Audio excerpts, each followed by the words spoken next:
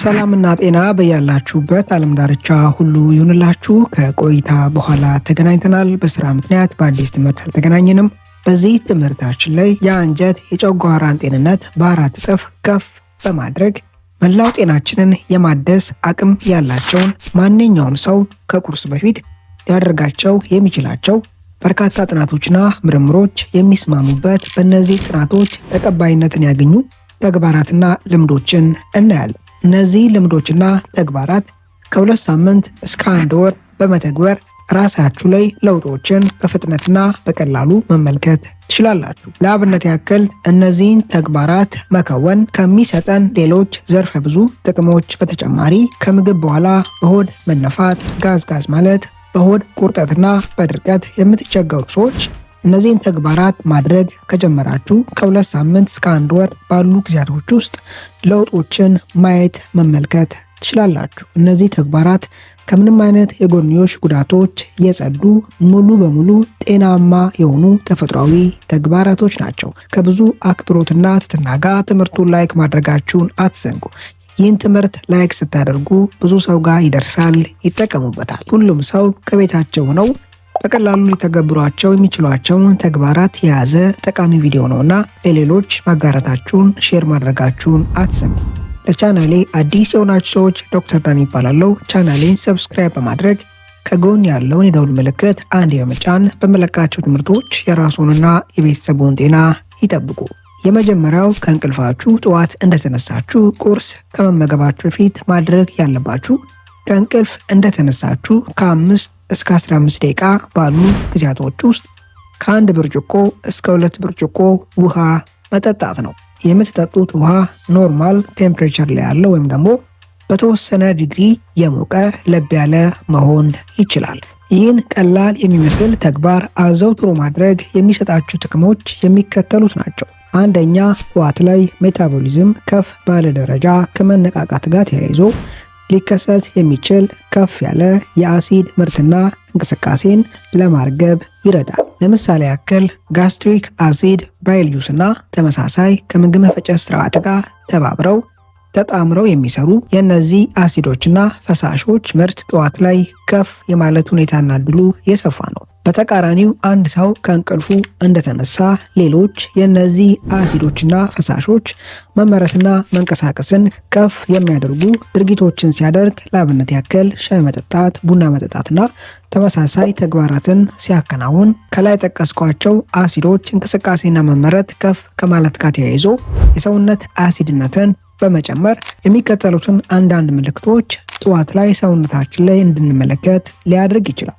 ማቅለሽለሽ፣ ማዞር፣ ድካምና ተመሳሳይ ስሜቶች እንዲከሰቱብን መንገዶችን ሊከፍት ይችላል። ከላይ ጠቀስኩትን ተግባር ማከናወን ግን ሰውነታችን ጠዋት ላይ ምግብን ለመፍጨት የሚፈልገውን አሲዳማነት ሳይጎዳ የሰውነት አሲድን መቆጣጠር እንድንችል ያግዛል፣ ይረዳል። ሌላኛው ይህን ተግባር ማከናወን የአንጀት እንቅስቃሴና ልስላሴን ከፍ በማድረግ ሰውነታችን ያለ ድርቀትና ተያያዥ አስቸጋሪ ሁኔታዎች አንጀታችንን ማጽዳት እንዲችል ያግዛል። ሶስተኛው ችላ ሊባል የማይገባው የዚህ ተግባር ጥቅም ማታ ላይ በላብ በአተነፋፈስ ስርዓትና በተመሳሳይ መንገዶች ከሰውነታችን የወጣውን ፈሳሽ ውሃ ለመተካት ያግዛል። ሁለተኛው ቁርስ ከመመገባችን በፊት ልናደርገው የሚገባው ተግባር ከ15 እስከ 20 ደቂቃ ቀላል የአካል ብቃት እንቅስቃሴን ማድረግ ነው። ይህ የአካል ብቃት እንቅስቃሴ ሰውነትን ስትሬች ማድረግ፣ ቤት ውስጥ ወክ ማድረግ፣ መዘዋወር፣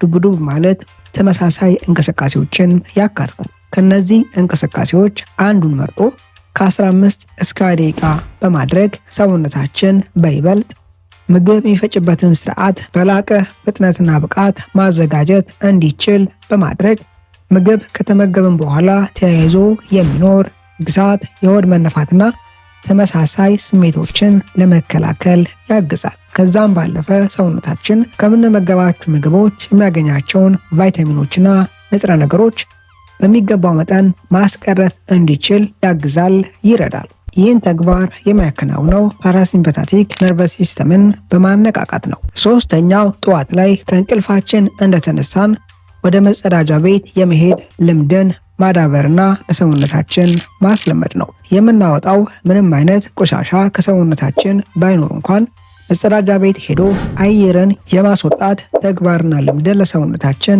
ማስለመድ የአይነት ተግባር ከምታስቡት በላይ ለድርቀት የመጋለጥ እድልን ከ20 እስከ 40% የማውረድ ብቃትና አቅም አለው። አራተኛውና የመጨረሻው ከላይ ጠቀስኳቸውን ሶስቱን ተግባራት ካደረግን በኋላ አራተኛው ቁርስ ላይ የምንመገበውን ነገር መጠንቀቅ ነው። አንድ ሰው ቁርሱ ላይ በውስጣቸው ሲምፕል ሹገር፣ ፍሩክቶስ ወይም ግሉኮስ ስኳርን፣ ሲምፕል ሹገርን የያዙ ምግቦችን ቁርስ ላይ በመመገብ ቀኑን ከመጀመር ሊጠነቀቅ ይገባል። ሰውነታችን ከላይ እንደጠቀስኩላችሁ ጠዋት ላይ ሜታቦሊዝሙ ከፍ ባለ ደረጃ እየተነቃቃ ነው። በውስጣቸው ሲምፕል ሹገር፣ ፍሩክቶስ ወይም ግሉኮስን ብቻ የያዙ ምግቦች ለአብነት ያክል ዶናት፣ ኬክ፣ ብስኩት፣ የታሸጉ የፍሩት ጁሶች፣ ፒዛ፣ በርገር እና ተመሳሳይ ምግቦችን በመመገብ ቁርሳችንን መጀመር በቀን ውስጥ የሚኖረንን ኃይልና ብርታት በከፍተኛ ደረጃ ከማውረድ ከማዛባት በተጨማሪ ለሰባ ጉበትና ለታይፕ 2 ስኳር በሽታ የመጋለጥ እድልን በላቀ ደረጃ ያሰፋል። በነገራችን ላይ የሰባ ጉበትና የታይፕ 2 ስኳር በሽታ የአንድ ሳንቲም ሁለት ገጽታዎች ናቸው። አንድ ሰው ለታይፕ 2 ስኳር በሽታ ሲጋለጥ ይህ ማለት ሰውነቱ በኢንሱሊን ሆርሞን አማካኝነት በደም ውስጥ ያለውን ግሉኮስ የመቆጣጠር አቅሙን ሲያጣ፣ በተመሳሳይ መንገድ ለሰባ ጉበት የመጋለጥ እድሉ ይሰፋል። ምክንያቱም እነዚህ ግሉኮሶች በከፍተኛ ፍጥነትና ሁኔታ ቀጥታ ወደ ግላይኮጅን ወደ ፋት በመቀየር ጉበት ጋር ሊከማቹና እንዲህ አይነት ሁኔታዎች እንዲከሰቱ ያደርጋል። በተመሳሳይ መንገድ አንድ ሰው ለሰባ ጉበት ሲጋለጥ ሰውነቱ በጉበት አማካኝነት ጉበት ላይ ባሉ ሴሎች አማካኝነት በደም ውስጥ የሚንቀሳቀሰውን ስኳር በበቂ መጠንና ሁኔታ መቆጣጠር ስለማይችል፣ በይበልጥ ደግሞ ፋትን ወደ ኢነርጂ የሚቀይርበት ማከናወን ስለማይችል ሰውነታችን ሊቆጣጠረው ከሚችለው በላይ በደም ውስጥ የግሉኮስ ሞለኪውል መንቀሳቀስን ከፍ በማድረግ ለታይፕ 2 ስኳር በሽታ የመጋለጥ እድልን ያሰፋል። አንድ ሰው ቁርስ ላይ የሚመገበው ምግብ ቢያንስ ከሚከተሉት የአልሚ ምግብ አይነቶች አንድ ወይም ሁለቱን ቢይዝ መልካም ነው። ፋይበር፣ ፕሮቲን ወይም ደግሞ ጤናማ ፋትን የያዘ ቢሆን መልካም ነው። ፋይበርን በቀላሉ ከቅጠላ ቅጠሎች ከቬጂቴብሎች ማግኘት እንችላለን። ፕሮቲንን ለምሳሌ ከእንቁላል ማግኘት እንችላለን።